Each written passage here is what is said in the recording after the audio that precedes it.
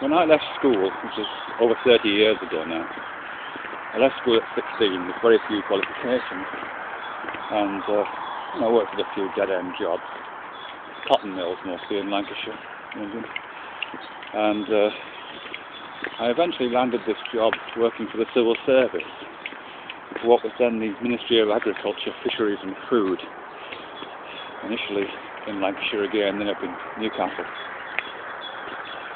I can't honestly say, in retrospect, that I liked this job very much, but it was stable and it was permanent. It was a shirt and tie job, so it looked respectable. Well, it was respectable by all accounts. And I did that for several years, but I just got to a point where I couldn't do it anymore. So one day I just handed my notice in and was unemployed for a while, and then I made a series of decisions that resulted in a very different kind of lifestyle, really, the one that I'm still enjoying now. But one of the interesting things around that for me is that it's the response of my dear old mum. My mum is now 92, and a little bit frail, but not too bad.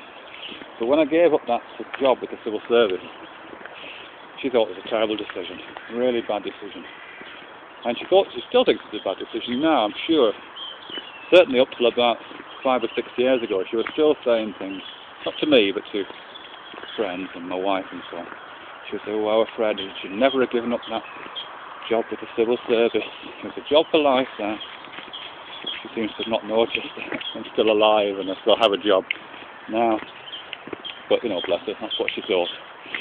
So, about a year ago, I thought my mum's going to peg out soon, because, obviously she is 92. And it'd be terrible if she thought that I'm still kind of wasting my life doing the things that I do, and she hasn't got anything that she can sort of hold in her hand and feel secure that her lad, her youngest lad, is not on the skids. So a couple of years ago, I put together a lot of stuff I'd written, not particularly good stuff, just random stuff really, and I had it self-published on one of those online self-publishing services. Made a cover for it, got my name on the cover, and gave it to her as a present. So she could hold it in her hand. She could say, this is a book that our Fred's made, and maybe show her friends, I thought. And then the knowledge that she had of me would no longer be slippery and unstable and potentially disastrous. She would be able to hold the epistemic actions, the evidence of the epistemic actions I've done in my life. Come on, guys, come out of it. And feel secure the little lad wasn't going to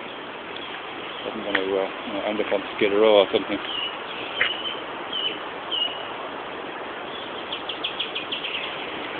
I don't think she's got that particular book anymore. I think she gave it away. I think she gave it to my sister, which is fine. But it did seem quite important to me that who I am and what I know, not for my own benefit, but for someone else's benefit who I care about, was rendered in a kind of permanent form